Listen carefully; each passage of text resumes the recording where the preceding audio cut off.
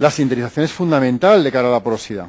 La resistencia en verde afecta a la porosidad, pero la sintetización afecta mucho más, porque en todas las variables que tienen que ver con la sintetización, el tiempo de sintetización, la temperatura de sintetización, la atmósfera en la cual sintetizamos para evitar oxidaciones o para evitar... Pensar que las cerámicas normalmente no necesitan de atmósferas especiales, sobre todo las cerámicas que son oxídicas, que son óxidos, porque ya están oxidadas. Ahora bien, un metal que tiene una tendencia de oxidación enorme, sobre todo a alta temperatura, tiene que ser sintetizado con atmósfera protectora. Y no solamente protectora, sino que a veces la atmósfera nos sirve de vehículo para añadir elementos de aleación, para nitrurar, para carburar, etcétera. Entonces, la atmósfera también es muy importante. Bueno, pues todas las condiciones de proceso de la sintetización que me conducen a fenómenos de difusión y de autodifusión afectan mucho a la porosidad y a la densidad final. Por supuesto que los elementos de aleación me van a afectar a las propiedades finales, no solamente a través de la porosidad. Aquí tenemos la resistencia de atracción de distintos componentes en función de la cantidad de elementos de aleación. Los elementos de aleación entran en solución sólida, endurecen y provocan distintas propiedades. Por tanto, los elementos de aleación son importantes de cara a obtener un producto final y de cara a calibrar qué tipo de propiedades. El efecto endurecedor del cromo, del vanadio, del níquel, del molibdeno, o el efecto que tiene sobre la resistencia de atracción no es el mismo. Bueno, y por último, con los tratamientos térmicos, con las operaciones de acabado, también puede afectar a la densificación del material. Por ejemplo, el calibrado que veíamos antes es una manera también de cerrar la porosidad superficial, de densificar algo el material.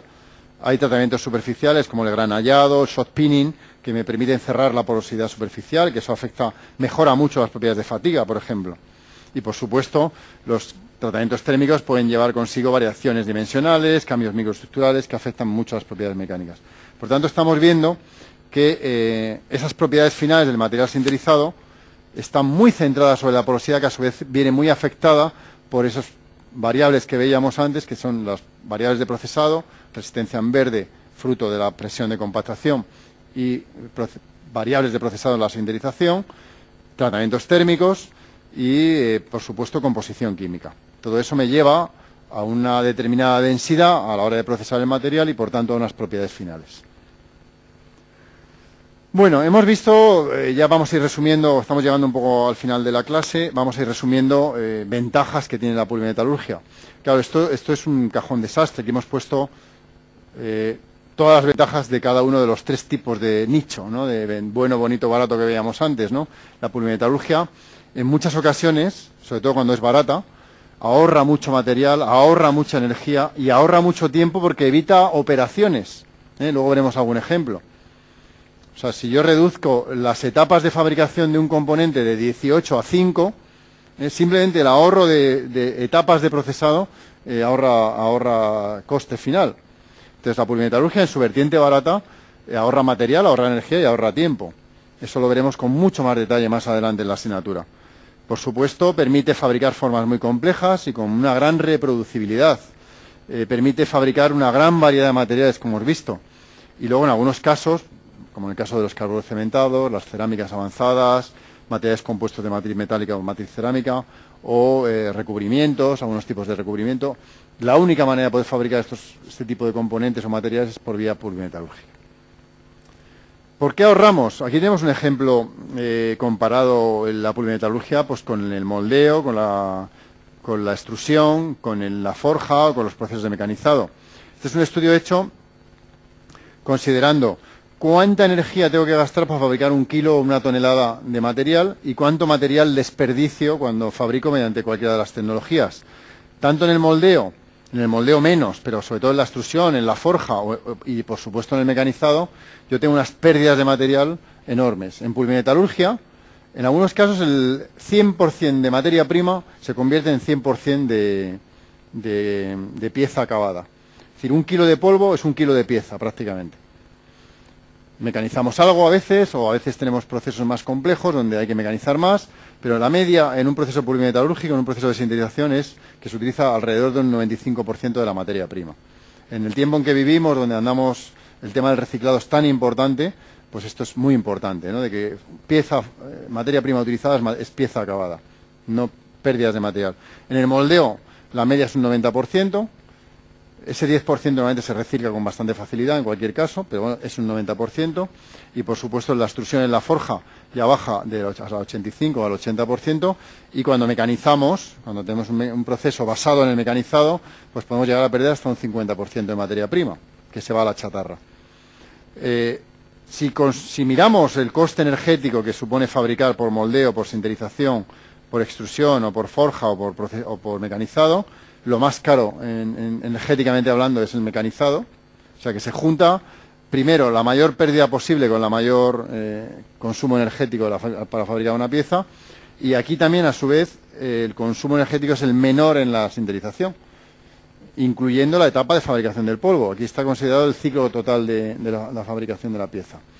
Estamos hablando que en muchos casos hablamos de procesos en estado sólido, por tanto las temperaturas que se alcanzan o que se requieren para conseguir lo que queremos siempre son más bajas que en un proceso de moldeo, o también en procesos que tienen que ver con deformación plástica, pero que tengo que calentar para poder deformar.